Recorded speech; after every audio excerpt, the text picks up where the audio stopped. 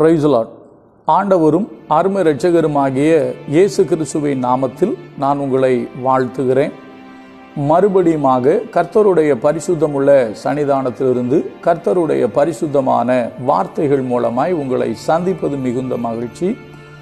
ஆண்டவருடைய பெரிதான கிருபையினால இந்த வாரம் நாம் தொடர்ந்து தியானித்து கொண்டு வருகிற காரியம் கெபியின் அனுபவங்கள் என்கிற தலைப்பிலே நாம் வேத வசனங்களை ஆராய்ந்து பார்த்து கொண்டு வருகிறோம். அருமையான கர்த்தருடைய பிள்ளைகளே, யெசபேலுக்கு பயந்து முதலாவது நீங்கள் பார்த்தீங்கன்னா ஒபதியா என்கிற மனிதன் 100 தீர்க்கதரிசிகளை 50 பேராக கெபியில் வைத்து பராமரித்தார் என்பதை நம்ம பார்த்தோம். ரெண்டாவதாக அதே போல யெசபேலுக்கு பயந்து ஓடின எலியா, அவர் ஒரு கெபியில போய் தங்கியிருக்கும் பொழுது கர்த்தர் அவரோடு பேசினார். அதாவது முதல் நாளில் கெபியிலும் கர்த்தர் நம்மை பராமரிப்பார், ரெண்டாவது நாளில் கெபியிலும் கர்த்தர் நம்மோடு கூட பேசி நம்மை வழி நடத்துவார் என்பதை நம்ம பார்த்தோம். இன்றைக்கு மூன்றாவது இன்னொரு மனிதன் கெபிக்கு போன அனுபவத்தை நம்ம தியானிப்போம். கர்த்தர் நமக்கு அதற்கு உதவி செய்வாராக. நமக்கு நன்கு தெரிந்த மனுஷன் தாவீது. நான் வாசிக்கிறேன் பாருங்க. 1 சாமுவேல் 22வது அதிகாரம் 1ஆம் வசனம் 2ஆம் வசனத்தை நான் வாசிக்கிறேன். 1 சாமுவேல் 22:1-2 வசனங்கள். தாவீது அவ்விடத்தை விட்டு தப்பி அதுல்லாம் என்னும் கெபிக்கு போனான். அதை அவன் சகோதரரும் அவன் தகப்பன் வீட்டார் அனைவரும் கேட்டு அங்கே அவனிடத்திற்கு போனார்கள். ஒடுக்கப்பட்டவர்கள், கடன்பட்டவர்கள், முறுமுறுக்கிறவர்கள் யாவரும் அவனோடு கூடிக்கொண்டார்கள். அவன் அவர்களுக்கு தலைவனானான். இந்த பிரகாரமாக ஏறக்குறைய 400 பேர் அவனோடு இருந்தார்கள். 400 பேர் அவனோடு இருந்தார்கள். இங்கு ஒரு வார்த்தை பயன்படுத்தப்பட்டிருக்கு. அங்கே அவர்களுக்கு அவன் தலைவனானான் அப்படின்னு எழுதப்பட்டிருக்கு. நீங்க தாவீதனுடைய அனுபவத்தை கொஞ்சம் அப்படி பின்னால போயிட்டு வந்தீங்க அப்படின்னா, கொஞ்சம் வரிசையா சொல்றேன், கவனிங்க. முதலாவது தாவீதுக்கு கிடைத்த வேலை, அதாவது தகப்பனுடைய வீட்டில் ஆடு மேய்த்தார், அது வேறு. சவுல் அவரை அழைத்து முதலாவது அவருக்கு கொடுத்த வேலை ஆயுததாரி என்கிற வேலை. ரெண்டாவதாக தாவீது கோலியாத்தை கொன்ற பின்பு அவரை என்ன பண்ணார் தெரியுமா? அதிகாரி ஆக்கினார். அதாவது யுத்த மனுஷருக்கு அவரை அதிகாரி ஆக்கினார். அதற்கு பின்பு அவர் கொடுத்த வேலை 1000 பேருக்கு அதிபதி ஆக்கினார். அதற்கு பின்பு அவருக்கு கொடுக்கப்பட்ட வேலை ராஜாவுக்கு மருமகன். அதுக்கு அப்புறம் தான் இப்ப அவர் யார் ஆகிறார்னா 400 பேருக்கு தலைவர் ஆகிறார்.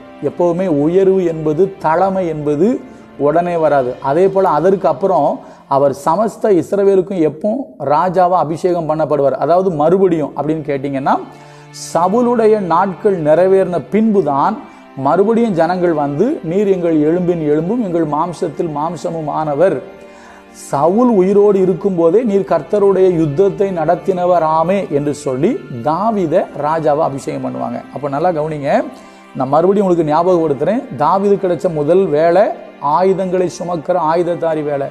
ரெண்டாவது வேலை யுத்த மனுஷருக்கு அவன் அதிகாரி. மூணாவது 1000 பேருக்கு அதிபதி.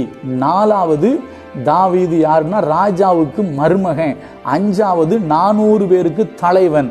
அதற்கு பின்புதான் சமஸ்த இஸ்ரவேலுக்கும் ராஜா.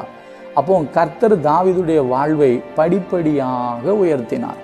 அப்போ அதே போல நம்முடைய வாழ்வையும் படிப்படியாக கர்த்தர் உயர்த்துவார். ஆனா தாவீது எங்க வச்சு தலைவனாரார் தெரியுமா? கெபியில வச்சு தான் தலைவராகிறார். இப்போ 400 பேர் அவரை தேடி வர்றாங்க. அதுல யாரெல்லாம் உள்ள இருக்கா? அவங்க தகப்பன் வீட்டார், சகோதரர்கள்லாம் உள்ள இருக்கிறாங்க. கடன்பட்டவங்க, முறுமுறுக்கிறவங்க எல்லாம் இருக்கிறாங்க. ஆனா இவங்க எல்லாம் என்ன பண்றாங்க? தாவீதை தேடி வர்றாங்க. அப்ப தாவீது எங்க இருந்தார் தெரியுமா? கெபியில் இருந்தார். மறுபடியும் சொல்றேன், 100 தீர்க்கதரிசிகள் கெபியில் இருந்தார்கள். எலியா கெபியில் இருந்தார். தாவீதும் கெபியில் இருந்தார். அந்த 100 பேரையும் கர்த்தர் கெபியில் பராமரித்தார். எலியாவை கர்த்தர் கெபியிலே கர்த்தர் எலியாவோடு பேசி அவனை வழி நடத்தினார். இங்க தாவீதை கர்த்தர் தலைவனாக்கினார். நான் உங்களை பார்த்து இப்படி சொல்லுகிறேன், நம்முடைய அனுபவம் கெபியின் அனுபவமா இருக்கலாம். இக்கட்டும் போராட்டமும், ஒருவேளை நம்முடைய சூழ்நிலை கொஞ்சம் வித்தியாசமாக இருந்தாலும், நீங்கள் எதிர்பார்க்காத சூழ்நிலைகள் உங்கள் வாழ்வில் கடந்து வந்திருந்தாலும், நீங்கள் விரும்பாத சில காரியங்கள் உங்கள் வாழ்வில் நடந்தாலும், உங்கள் சூழ்நிலை, ஒரு அழகான பாட்டு ஒன்று தெரியுமா? எல்லாமே எதிராக இருந்தாலும் சூழ்நிலைகள் தோல்வி போல தெரிந்தாலும், எல்லாமே எதிராக இருந்தாலும், அப்படி எல்லாம் எதிராக இருந்தாலும், கெபியின் அனுபவம் இருந்தாலும், அந்த கெபிக்குள்ள வச்சு நம்மளை ராஜாவா மாற்ற கர்த்தரால முடியும். நம்மளை தலைவனா மாற்ற கர்த்தரால முடியும். அதுக்கப்புறம் தான் ராஜா. இப்ப அவன் 400 பேருக்கு அவன் தலைவன் ஆயிட்டான்.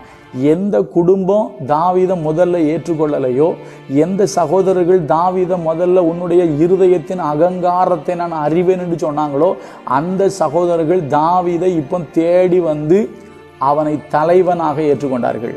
அந்த ஏற்றுக்கொண்ட இடம் எங்க தெரியுமா? கெபி, அதுல்லாம் என்கிற ஒரு கெபி. அப்ப மறுபடியும் சொல்றேன், கெபி என்கிற கடினமான, இக்கட்டான, போராட்டமான ஒரு சூழ்நிலையில் நாம் கடந்து போனாலும் அங்கேயும் நம்மை உயர்த்த கர்த்தரால் முடியும். ஒன்னே ஒன்று, கர்த்தருக்கு உண்மையா இருங்க, கர்த்தருக்கு பிரியமா இருங்க, அவருடைய வழியில நடங்க. சத்தியத்தை விட்டு வலது பக்கம் இடது பக்கம் சாயாதீங்க. கடைசி காலத்துல வாழ்ந்துட்டு இருக்கோம், எச்சரிக்கையா இருப்போம். எல்லா விதத்திலையும் தேவனுக்கு பிரியமா வாழ்வோம். கர்த்தர் நம்மை ஆசீர்வதிப்பார். தாவீதை கெபியில் தலைவனாய் உயர்த்தின ஆண்டவர் உங்களையும் என்னையும் ஒரு நாள் வரும்போது உயர்த்துவார். கர்த்தர் நல்லவர், அவர் கிருபை நம்மேல் என்றும் உள்ளது. நாளைக்கு இன்னொரு ஆளை பார்ப்போம். God bless you.